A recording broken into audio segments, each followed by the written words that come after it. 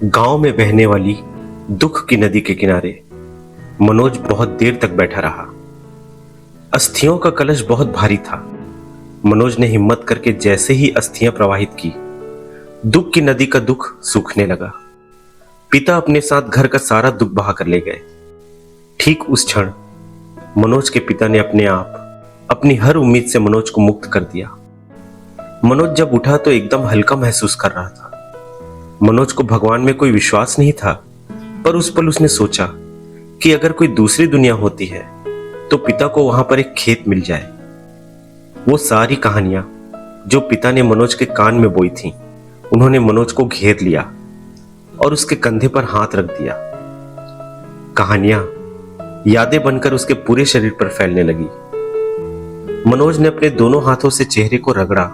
उसकी शक्ल थोड़ी थोड़ी अपने पिता जैसी हो गई थी। जब वह उठकर चलने लगा तो उसकी चाल में थोड़े पिता भी थे। जब घर पहुंचकर उसने अपनी मां को पुकारा तो उसकी आवाज में पिता की आवाज थी।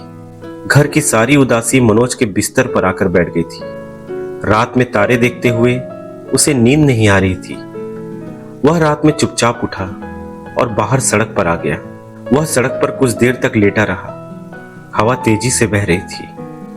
मनोज को अपने सिर पर एक हाथ महसूस हो रहा था। सड़क पर पत्ते आवाज कर रहे थे और मनोज को पिता की तुतलाती आवाज सुनाई पड़ रही थी। उस एक पल में मनोज बाप हो गया था और पिता एक बच्चा बनकर पास में लेट गए।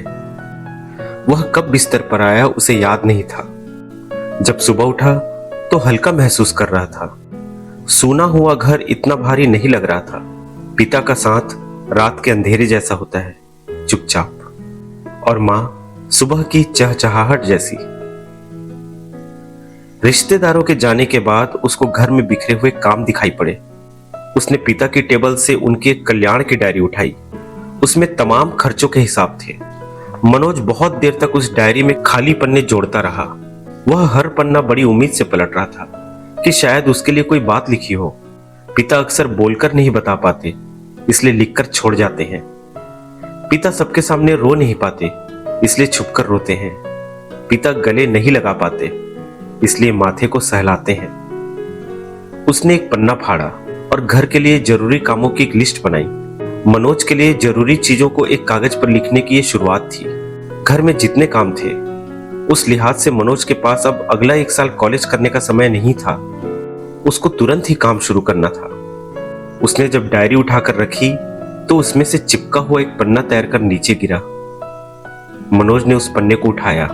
उसमें लिखा था, सब हो जाता है, बस थोड़ी सी और कोशिश करनी होती है। आपके लिए अगली किताब, यार पापा।